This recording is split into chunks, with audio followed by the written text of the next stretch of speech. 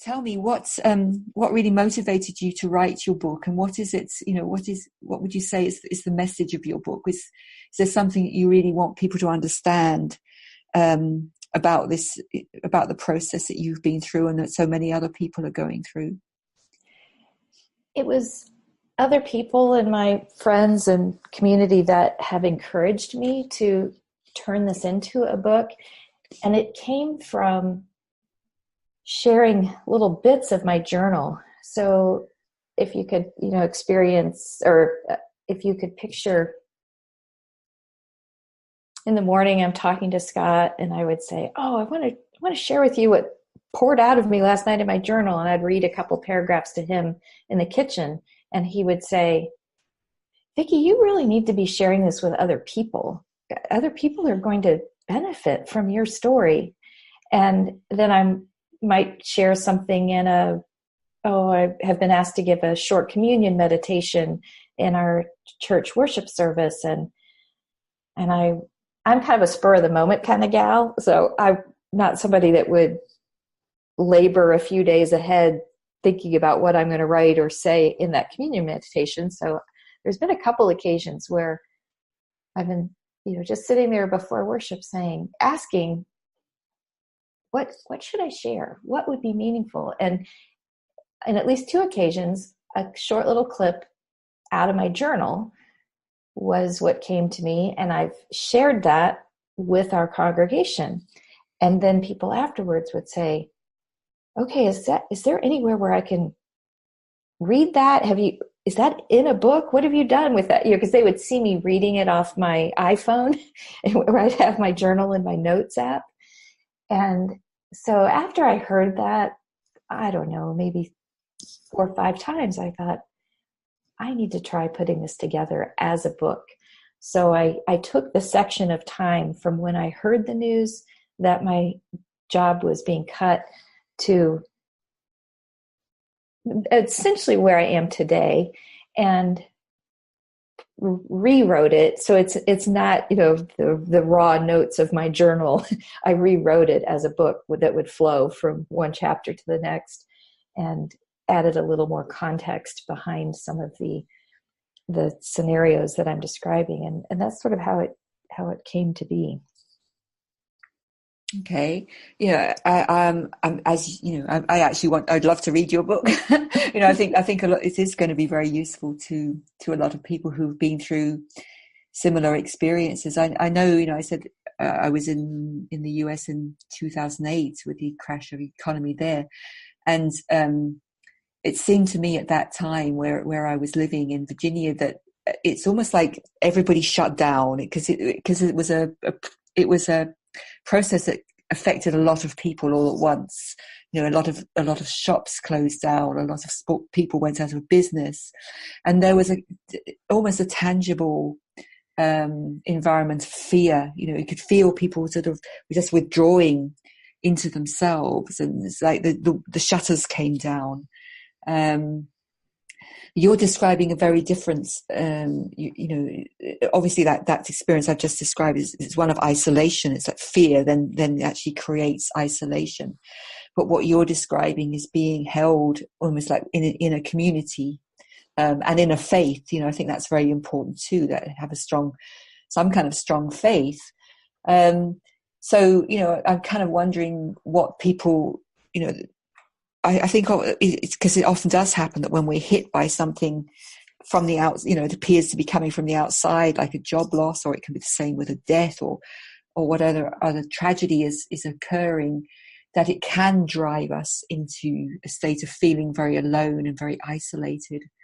And I wonder, from your experience, what encouragement you could give to people who are feeling more in that kind of isolated state, or maybe even thinking that they've done something wrong, that this has happened to them, or because we can descend into all sorts of self-doubt as well when difficult things happen. So what kind of encouragement would you give people from your experience?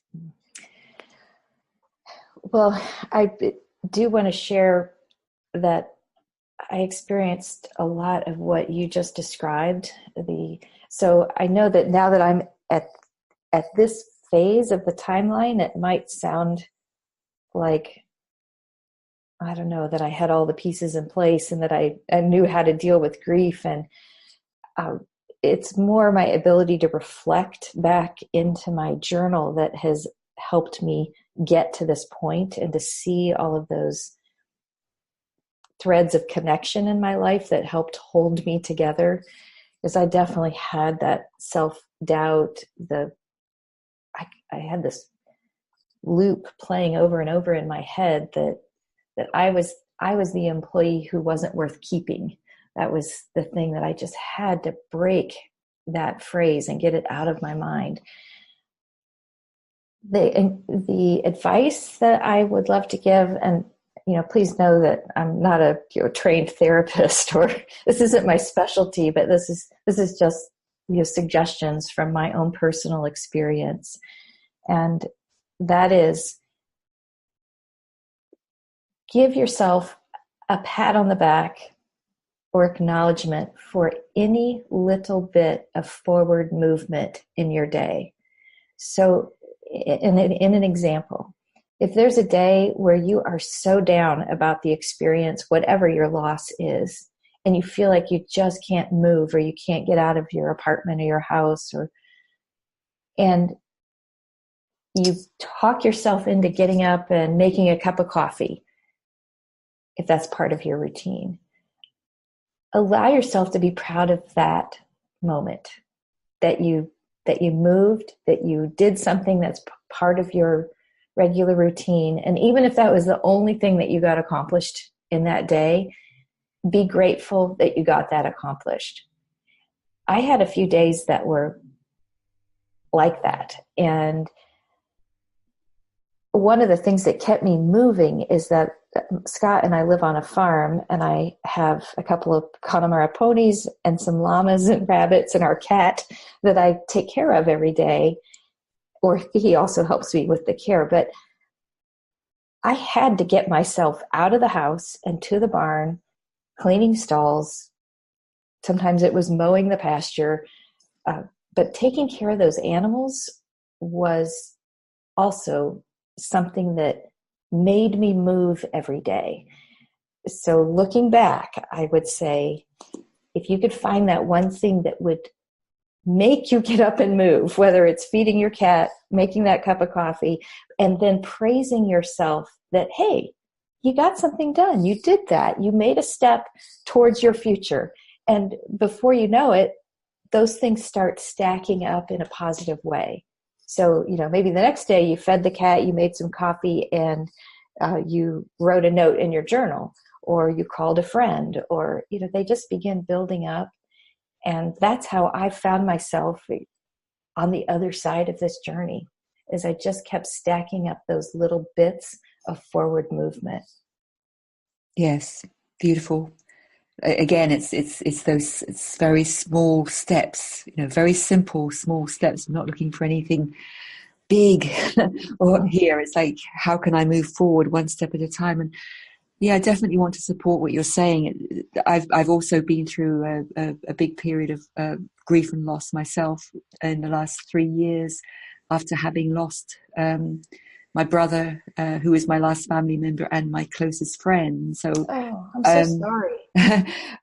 Thank you. Like you, I'm coming out the other end of it now, but I'm saying that really because I've been quite shocked how long it's taken, but also I think so many people in the world now are actually going through grief and loss. It may be, there's obviously there's personal things that we're losing, but also, we're losing so much in our world as well. We're losing so much of our natural world. There's so much turmoil going on in the world. So I think to be in a state, at least some of the time, of grief and loss is quite natural at this time. And that, I know, like you, you can only really understand it in retrospect when you're actually living in it in the day, when the grief is washing through you. It can feel quite devastating, and I have definitely had days when I felt quite sort of, untethered from my moorings. It's like, I have a strong spiritual faith as well. There's days when I completely haven't been able to contact that. I have a lifetime of skills, and there's been times when I haven't been able to use those. So I don't think it really matters like who we are or where we are in our life journey. I think when these really powerful experiences of grief and loss and shock come into our lives, that we are going to feel almost washed away by them. And I totally support what you're saying about just find that one thing, go out into nature, open the door, go and breathe the air, get your feet on the ground, do something physical, something to bring you back into your body, something to bring you back into the now, just into the experience of being alive. Those little things, as you say, if practiced or chosen over the weeks and months, that's what makes the difference. And at the same time, also, as you're saying, holding that space to let the grief live, to give the grief space, to let it be what it is, to experience it, and then to let it move through. It takes courage. I think it challenges, certainly for me, I felt like it really challenged me to the core, to be able to just stand in the intensity of everything that I was feeling. Yes. And I think more of us that choose, as we choose to do that individually, that we're also, again, we're contributing to a new, more compassionate, more humane culture on earth. That's I think that's what's happening in our world right now. We're being given this opportunity to kind of deepen and widen and extend our experience of what it means to be human, and to become more heart-based, more compassionate, more forgiving, more allowing. Yeah. Mm-hmm. So even at the time, these experiences feel so hard. I think once we get, that both of you and I are saying, yeah, there is light at the tunnel. It is possible to get to the other side, and once we get to the other side, we can look back and say, okay, there was a meaning to that. There was a purpose for that. Yes. Yeah. And as you said that, the light at the end of the tunnel, I have thought, and there might be days when you don't see the light at the end of the tunnel, but keep moving anyway. That Yes. it's the movement, even the teeny little bits of it, the movement that will get you to the light at the end of the tunnel. Yes. Yes. And that movement is sometimes the most difficult thing to do, isn't it? It's like, when you really don't want to move, I just want to stay here. But to actually make that conscious choice to make those little movements. Absolutely. Mm-hmm. Yeah. So thank you so much, Vickie. I really wish you the very best of luck with getting your book out into the world. I think it's a book that would really touch a lot of people and help a lot of people. Thank you so much. I appreciate that. I'm excited to be able to make it available for people who need to read it, who would benefit from it. I'm looking forward to your book as well. Yes, thank you. Hopefully it will be coming out in about mid-February. So, yeah, I think we're kind of writing about similar things, but, we all do this. We all write from our own unique perspective, don't we? And, yes. Yeah. So thank you. Good luck. Oh, thank you. I've so enjoyed our conversation. Yeah, me too. Me too. Okay, bye-bye. Bye. Thanks, Rose.